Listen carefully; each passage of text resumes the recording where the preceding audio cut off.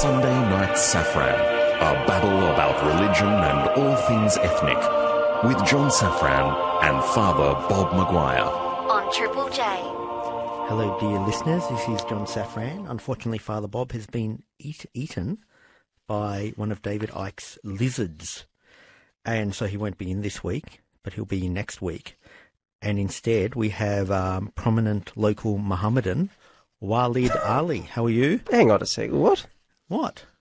Did you say Mohammedan? Isn't that the...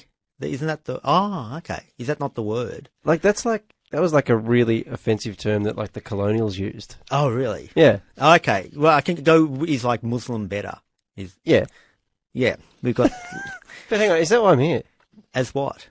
It sort of makes sense. I'm like the Muslim guy. Yeah, sort of. It sort of makes sense seeing the themes of the show and Father Bob being a Catholic priest and you being... See, I'm not like a theologian. Am I meant to be a theologian tonight?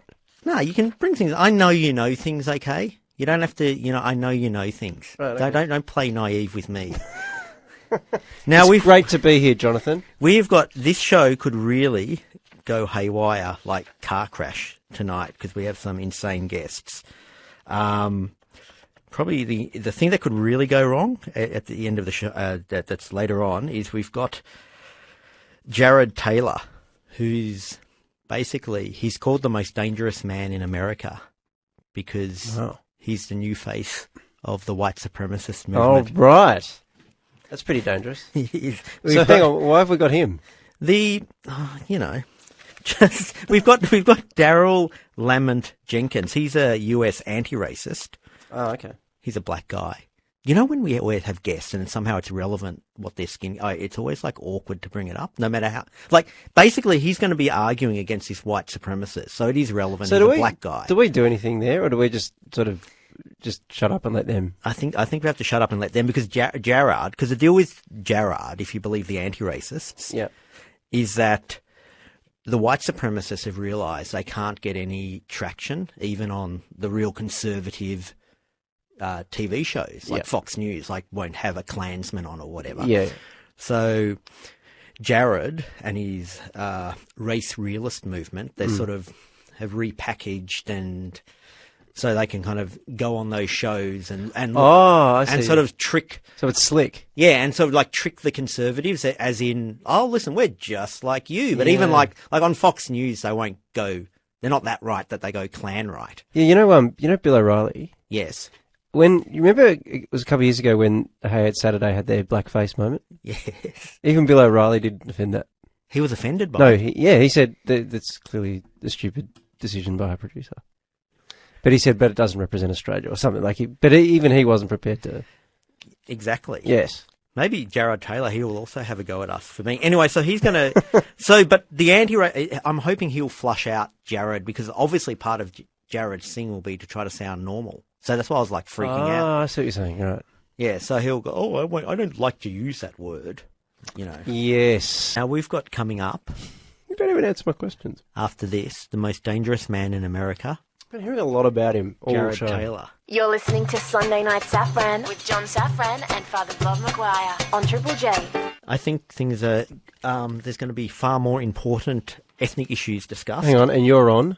You're on Triple J. I'm John Safran. And this is Sunday Night Safran. And that's Waleed Aly standing in for Father Bob. And we're going to be talking now about the race realist movement. And who we've got on the line, I think from New Jersey, is Daryle Lamont Jenkins, who's a US anti-racist and founder of the One People's Project. And joining us from Richmond, Virginia, is Jared Taylor, who's the current editor of American Renaissance and a self-described race realist. How are you guys? Doing pretty good.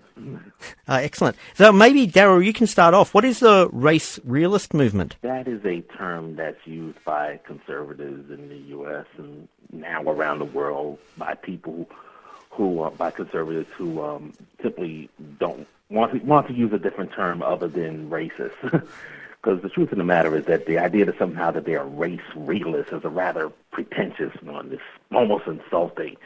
They are basically folks who are within those highbrow conservative circles that try to suggest that they are studying the idea of hate mongering, and they have their little writings, and many of them are academics who talk like this. Many of them are associated with mainstream politics in one way or another, and because of this, they try to pass themselves off as a little upper crust racist or what have you.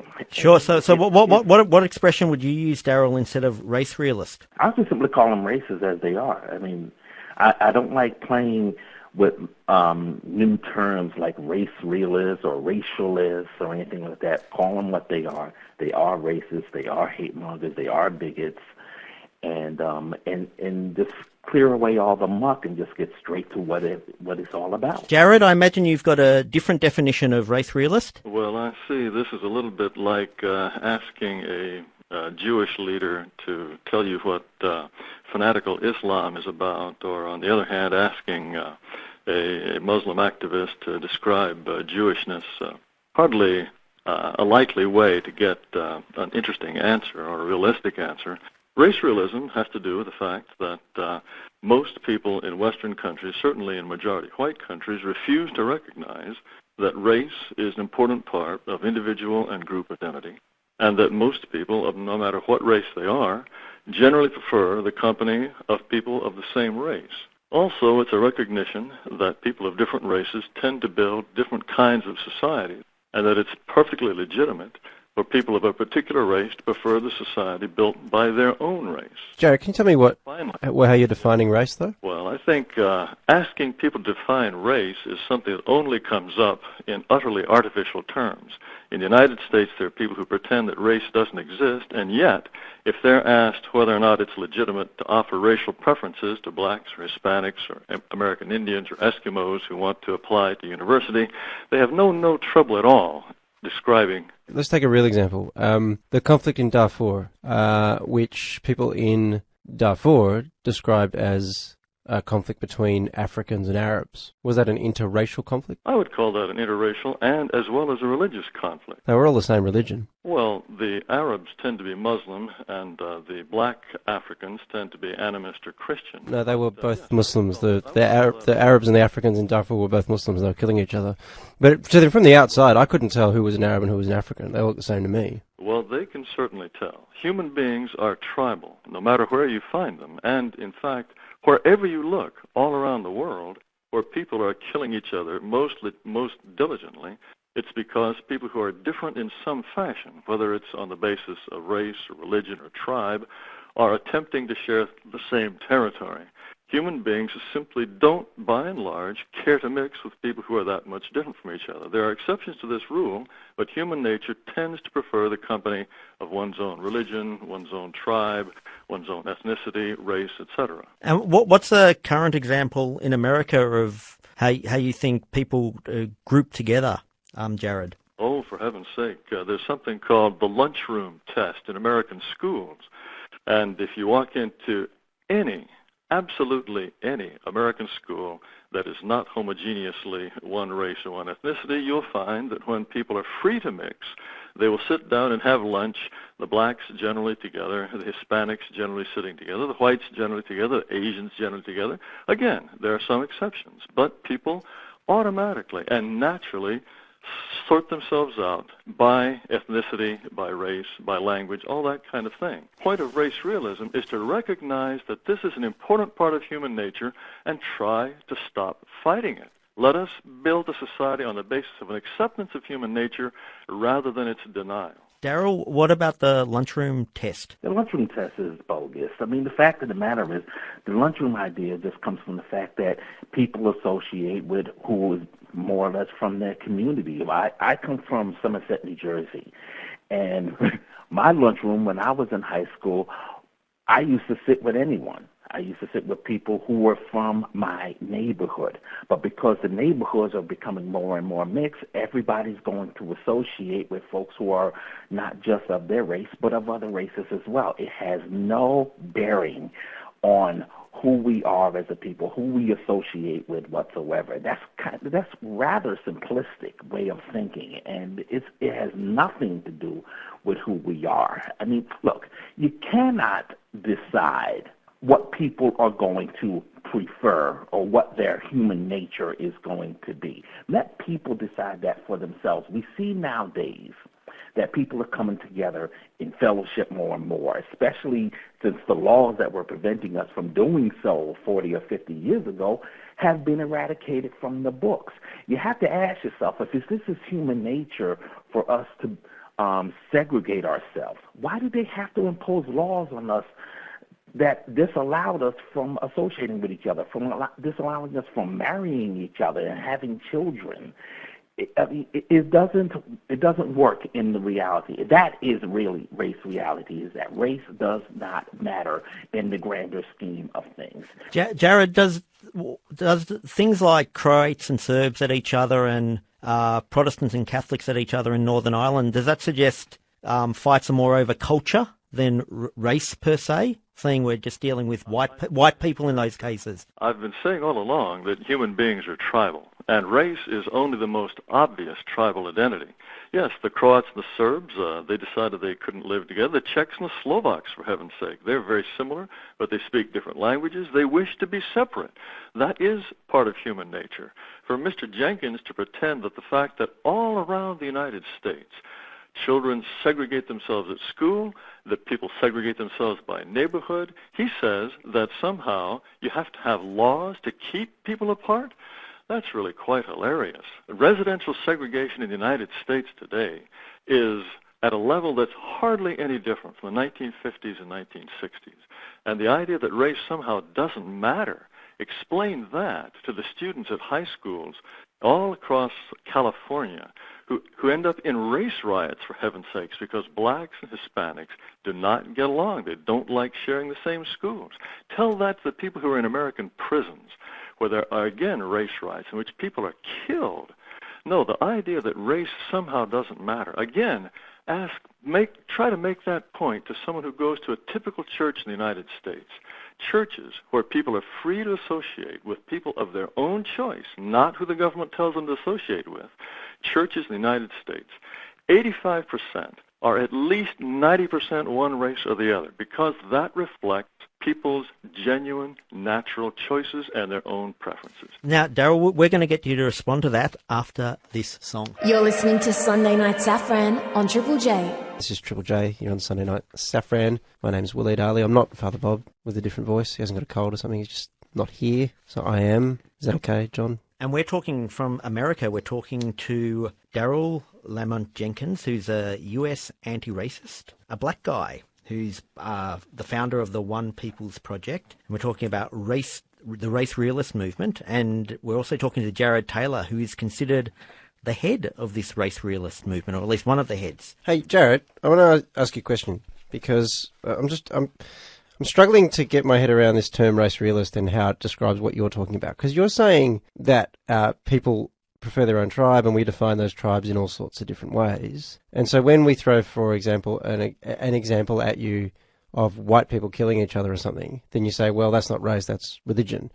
So it's not really about race realism at all then, isn't it? It's just about the fact that we form groups that are our groups and we form groups that are not their groups. It's to point out that race is one of the important dimensions along which those groups are formed.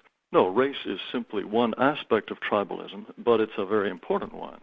And in the United States, the idea that somehow race doesn't matter, as Mr. Jenkins seems to pretend, that's resulting in all kinds of things that ultimately could lead to a very unfortunate situation in the United States, in particular for whites.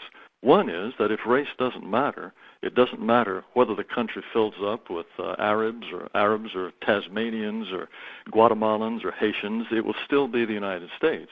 In fact, it's very clear when you get large numbers of people who are not of original European stock, they create societies that are different from those parts of the United States that are still heavily European. And in fact... but that's a strange distinction you're drawing, because if you had a whole lot of migration, say, from Germany, would that be a problem, or would that not be a problem? It would be a problem for a generation or two if they spoke no English. But in the United States, immigrants from Europe, after 3 generations, are utterly indistinguishable from other European immigrants in terms of likelihood to go to college, per capita income, likelihood to marry outside of their original European ethnic group. They assimilate. They integrate. Whereas people who are not European, we have had people in the United States for hundreds of years, many, many, many generations who have not assimilated. And those are American Indians and blacks. It's a chicken and egg argument, though, because if you have a society that is racist, so that you have people of different races, particularly non-white races, in lower socioeconomic groups and so on and so forth, and you have other people who are white that kind of get accepted into the club, then of course they're more likely to integrate in the way that you describe because they're being accepted to do that. You can call it a chicken and egg problem if you wish, but if you have blacks who've immigrated to the United Kingdom or to Canada, those countries have histories of race that are vastly different from that of the United States, and yet in those countries as well, despite the fact there's been no Jim Crow, no segregation, no slavery, you'll find the black and white phenomenon almost identical to that in the United States. But you also find that the class distinction between blacks and whites is in some ways similar. Look, you can look for ad hoc arguments wherever you find them, but if you find that wherever groups who are racially different are asked to share the same territory, whether it's in Canada, whether it's in Australia, whether it's in Germany, and you find that they don't mix well, that tells you something about human beings. No, but the point is that where they're racially the same, it still happens. That was the example of the Balkans. It's the example in the United Kingdom, in Northern Ireland. That is, race is not the distinguishing feature there. I think surely all this shows is that human beings just have this capacity to subdivide. Wherever you put us, we'll come up with divisions and we'll figure out ways of fighting about it. But there's no necessary reason that it has to be race over something else, or it couldn't be class, or it couldn't be... I mean, there's all sorts of decisions we could make about that. Race is an extremely important human dividing line. In fact, it's the most volatile and most obvious human fault line because it's biological. Races are, if you think about it, the largest extended family to which people have a kind of instinctive biological relatedness. And just as people prefer their own children to the children of strangers, without necessarily having any dislike for the children of strangers, it's perfectly normal to feel a kinship to those people to whom one is genetically closer. It's natural, normal, it's inevitable. And the whole point of race realism is to try to get society to stop denying this. See, you're pretending that race hardly matters, that, okay, people do sort themselves out tribally, but if they sort themselves out along racial lines, probably that's somehow wrong or bad. I'm telling you that it's a natural thing, and we should recognize this rather than deny it. No, I'm telling you that there are lots and lots and lots of examples in history of black people killing black people, white people killing white people. And when those examples are thrown at you, what you do is you say, oh, no, but that wasn't about race, that was about religion, or that was about culture or something, which just demonstrates that race isn't the key signifier. You see, in past centuries, there was not that much opportunity for people of different races to mix. So they found other reasons to kill each other. That's all right. In Britain in 1600, there were so few blacks, you certainly couldn't have a race riot. Now that you have blacks in Britain, in London, in Brixton, in other parts, so you can have riots that are racially motivated.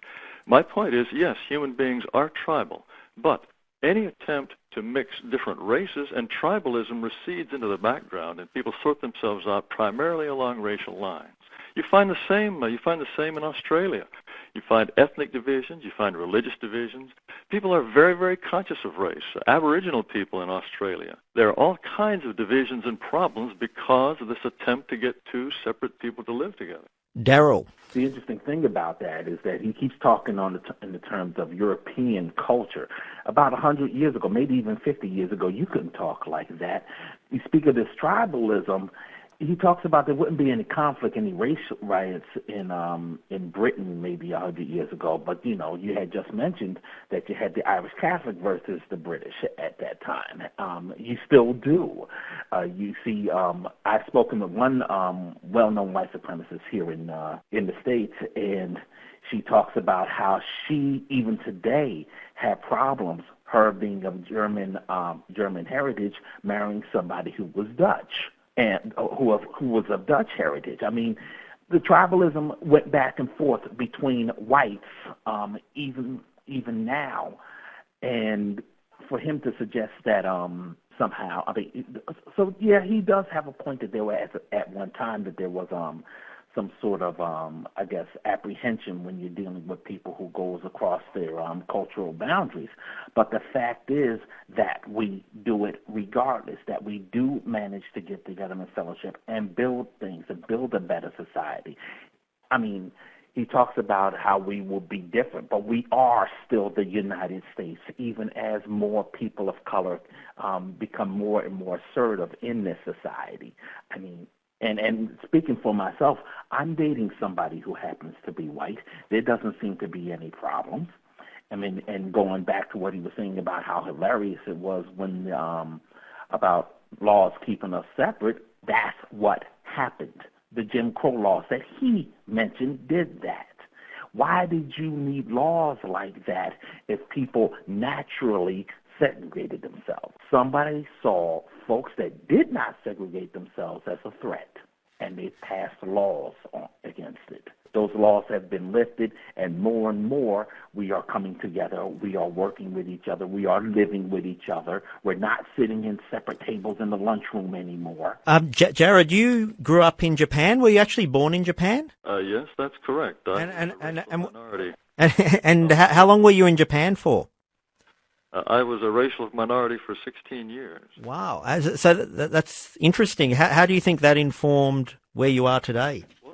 As a matter of fact, I think it had absolutely no effect on my thinking today. I was a conventional liberal on racial matters until I was about 35 or 40 years old.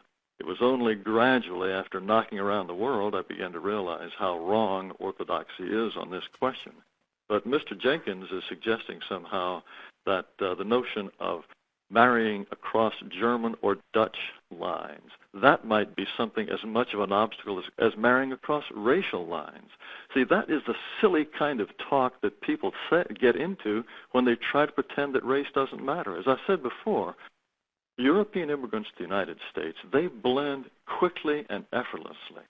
And somehow the idea that because at one time, hundreds of years ago, Germans might not have wanted to marry Dutch, that somehow reduces the significance of race is just reasoning in a completely illogical way. He also suggested that there's something about race realism that is oppressive to others. There's nothing oppressive about it at all. What we are talking about is complete freedom of association. And if blacks prefer to associate with blacks, and many of them do, and no one complains about that, let them do so. But also what I'm saying is if whites prefer to associate with whites, prefer to marry each other, prefer to go to school with each other, let them do so. It's complete freedom is what we're looking for. It's simply to be left alone. Is anybody stopping white people from marrying white people or black people from marrying black people? No, of course not. And yet, you cannot let white people have their own schools, for example, or have their own neighborhoods, have their own societies, have their own clubs.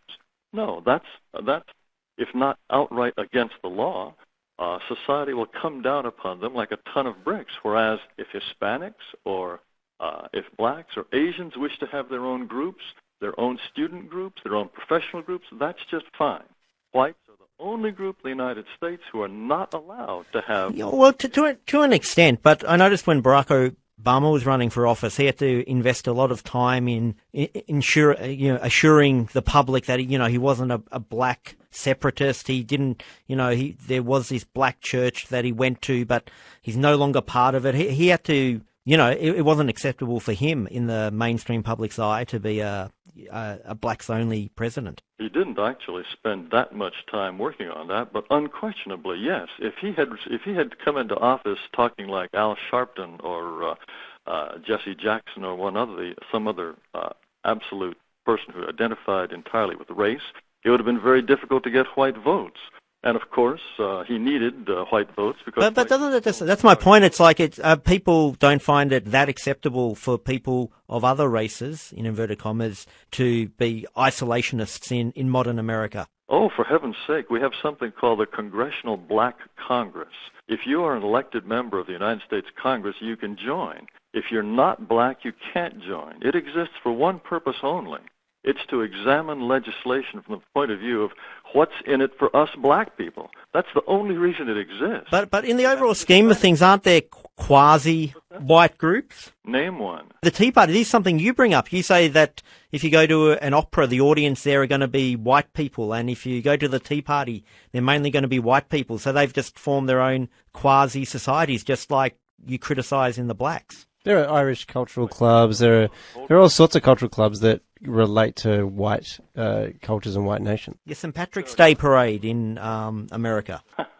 And you think that somehow a St. Patrick's Day parade is examining legislation or American policy from the point of view of what's good for white people? Well, the point is there's no need to, because they're in a dominant position. Do you think an opera is somehow an expression of the interests of whites who are tired of racial preferences for non-whites? No, the examples you give are laughable. There is not a single organization in the United States that says, yes, we think it's important to consider laws from the point of view of the interests of whites, which would have any kind of mainstream respectability or traction in the United States. Daryle, do you want to respond to that? Well, first, I would tell you first off, when you talk about something that's quasi-white, even Mr. Taylor and some of his acolytes here in the States like to refer to the Republican Party as the white party. And in fact, they have been working on some sort of a notion to try to encourage the Republican Party here to focus solely on white people. Unfortunately for them, the Republican Party recognize that they will not survive if they do that, and they are pretty much rejecting them, which speaks to who Mr. Taylor pretty much represents. I mean, you just hit on something. The concern is not whether or not whites can have their own schools, whites can have their own churches or their other organizations, but the fact that the schools and the organizations that he would prefer pretty much attack anyone that isn't white. The efforts that they make are done at the expense of other races, and people get upset. And because this is not the society that we want anymore. We had that kind of society 50 years ago. We saw the damage that it did to pretty much 3/4 of this society, and we do not want to go back to that. We will not go back to that. Thank you very much. We've actually run out of time, but thank you very much for joining us, Jared Taylor and Daryle Lamont Jenkins. You can go to the One People's Project on the internet, or you can go to AMREM if you want to find out more about Jared Taylor. Thank you very much, you